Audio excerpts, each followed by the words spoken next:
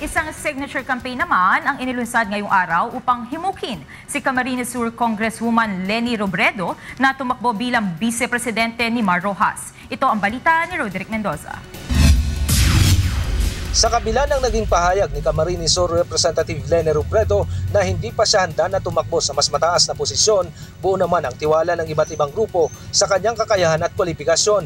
Kanina, inilunsad ng Leni Robredo for Vice President Movement at ng iba't ibang samahan ng maralitang tagalungsod ang signature campaign upang kumbinsihin si Robredo na tumakbo bilang Vice-Presidente. 1 milyong pirma ang target na makalap upang mahimok ang kongresista na maging running mate ni DILG Secretary Mar Rojas na pambato ng Partido Liberal. Ayon kay dating Congressman Erin Tanyada, si Robredo ang nakikita nilang karapat-dapat na maging katuwang ni Rojas upang ituloy ang mga adhikain ng daang matuwid ng Administrasyong Aquino. Si Leni kasi, kung titignan natin ano ba yung batayang prinsipyo ng administrasyon ngayon, people's participation, people empowerment, no?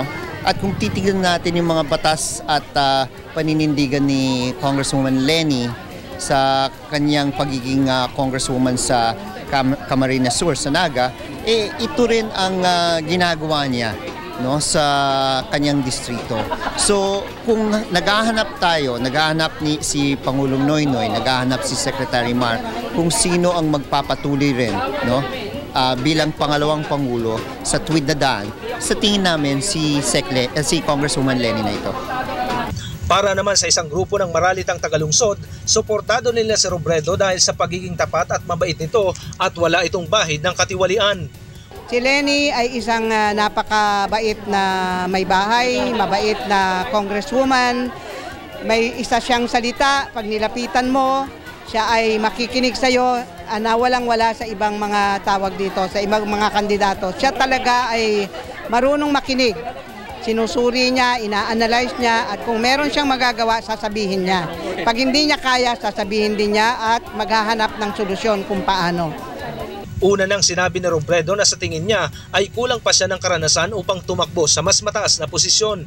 Ngunit para sa kanyang mga taga-suporta, may sapat itong karanasan sa paglilingkod at pakikisalamuha sa kanyang nasasakupan.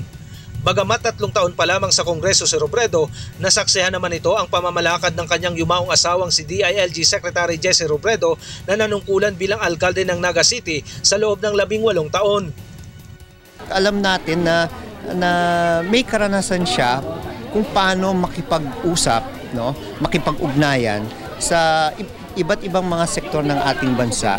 At natin namin yan ang isang importante na bahagi ng isang pagiging lingkod bayan, no? Nakikita nga ninyo sa iba't ibang social media, parating niyang kinukonsulta yung mga barangay captains. Sa tingin namin, di kulang ang karanasan niya. Kasi 18 years niyang sinubaybayan ang galaw ng kanyang asawa na si Secretary Robredo. At siya rin ay napabilang sa hanay ng mga NGO. So alam niya kung paano talaga ang magpatakbo ng tawag dito, isang programa. Kaya nga kinukumbinsi namin siya na para sa bayan, kailangan magkaroon ng mga kagaya niya.